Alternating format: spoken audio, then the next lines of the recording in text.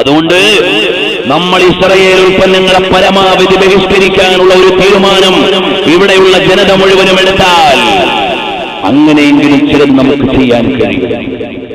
ആത്മാർത്ഥമായ പ്രാർത്ഥനയിലൂടെ ഈ ജനതയ്ക്ക് രക്ഷയ്ക്ക് വേണ്ടി കേഴാൻ നമുക്ക് കഴിയണം.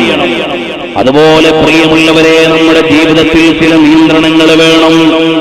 നമ്മളെപ്പോലെയുള്ള സഹോദരങ്ങളാണ്, കിടക്കാനിടമില്ല, എങ്ങോട്ടെന്നറിയാതെ അഭയാർത്ഥികളായി ഓടി നടക്കുമ്പോൾ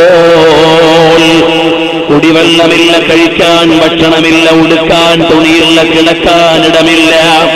നെട്ടോട്ടമോടി സമുദായത്തിന്റെ മക്കളെ ഫലസ്തീനിന്റെ തെരുവിലൂടെ വേദന അനുഭവിക്കുമ്പോ കിട്ടിയ പണം കൊണ്ട് നെകളിച്ച് ധിക്കാരം കാണിക്കുന്ന മനുഷ്യ,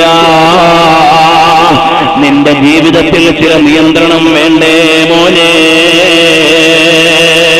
നമ്മുടെ ജീവിതത്തിൽ ചില നിയന്ത്രണങ്ങൾ വേണ്ടേ മോനെ? തീവ്രവാദത്തിന്റെ പേരിലല്ല ഫലസ്തീനികൾ വേട്ടയാടപ്പെടുന്നത്, അവര് ചെയ്തു പോയ ആക്രമണത്തിന്റെ പേരിലല്ല അവർ വേട്ടയാടപ്പെടുന്നത്.